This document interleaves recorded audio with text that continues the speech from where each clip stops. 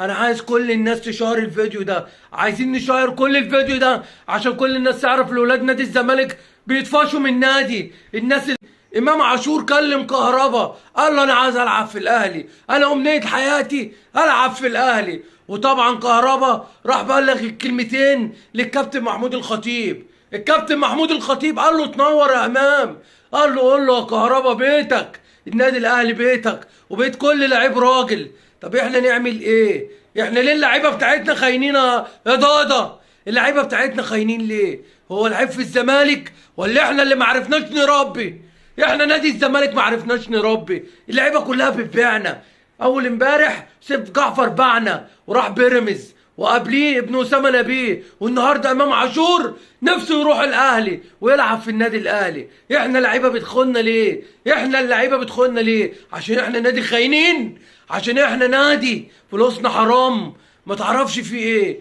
الحقنا يا عم ضاضه، من ساعه ما جيت واللعيبه كلها قاعده تمشي من النادي، ومش لعيبه، ده اهم لعيبه في النادي، ده نجوم نادي الزمالك، ولاد نادي الزمالك اللي هم ما تمرش فيهم التربيه من ساعه ما انت جيت، واللعيبه ما تمرش فيها التربيه يا ضاضه. شوف لنا حل يا عم، شوف لنا. يا ترى مين بكره هيمشي؟ يا ترى مين بكره هيبيع النادي؟ انت خليت اللعيبه كلها تبيع النادي اهو، واخرهم امام عاشور اللي احنا كنا بنحلم في يوم من الايام يرجع نادي الزمالك. هنغمض عينينا وهننام هنلاقيه بيلعب في النادي الاهلي، وبيلعب في دوري ابطال افريقيا، وبياخد دوري ابطال افريقيا مع الاهلي، وبيروح لكاس عالم للانديه اللي كان نفسه يروحوا مع الزمالك. بس احنا للاسف ما بنروحش في حته، احنا اخرنا كاس مصر.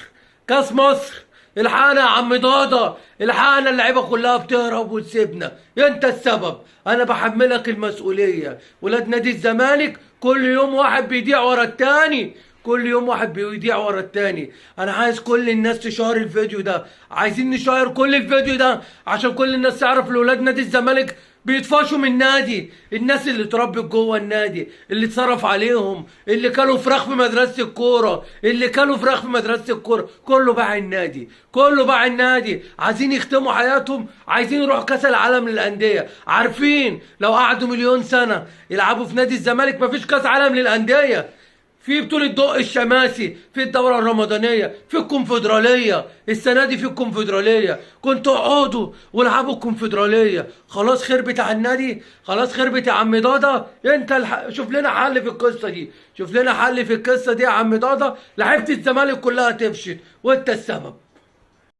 يا سيادة الموسيقار الحقنا دلوقتي. انا مش هكلمك اللي الاهلي كسب الاسماعيلي، مش هكلمك اللي الاهلي كسب الاسماعيلي، ما كده كده الاهلي راح على الاسماعيلي 3 في الدور الاول. انا هكلمك في مشكله كبيره تخص النادي وانت طرف فيها.